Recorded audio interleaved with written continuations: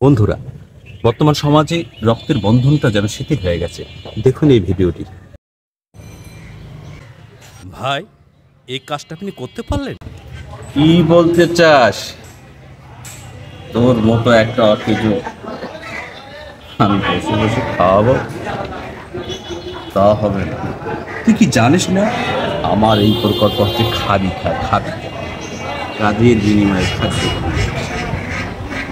তুই তুই বারবার মিস্টেক করবি আর আমার হাত থেকে পাওয়া টাকা ফসতে যাবে, আর আমি তোকে মেনে নেব না।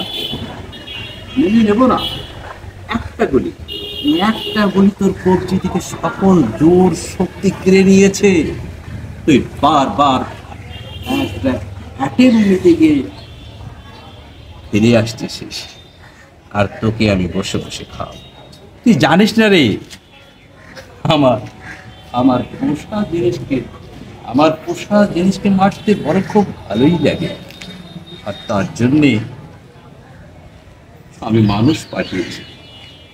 ভাগ্যটা এত ভালো, সত্যি সত্যি। পোষা পাখিটাকে আজকে আমি নিজের হাতেই সত্যি। কিন্তু ভাইজান, সে সময় এবং সুযোগ আপনি আর পাবেন না। আপনি হয়তো ভুলেই গেছেন, ওই গলিটা আমার কবজির শক্তি কেড়ে নেয়নি ভাইজান।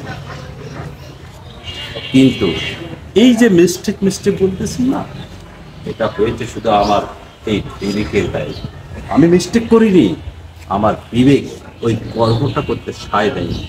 তাই আমি ওই গুলিটা ওর মাথায় কি আকারে বসে দিতে পারি না। এটাই হচ্ছে চরম সত্য হয়ে যায়।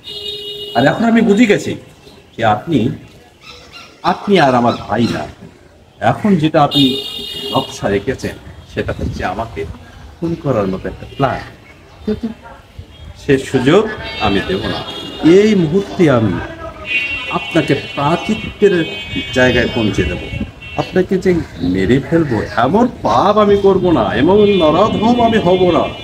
কিন্তু আপনাকে ঠিক প্রাচিত্যের জায়গায় আমি পৌঁছে দেব, যেন আপনি ভিক্ষা চান আমার কাছে।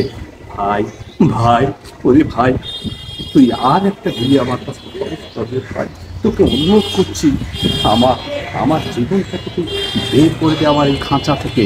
সেই আর্তনাদ আপনি করবে, আমি শুনবো। আপনার প্রাচিত্য দেখেই যেন আমার মরণ হয়, সেই ব্যবস্থাই আমি করবো।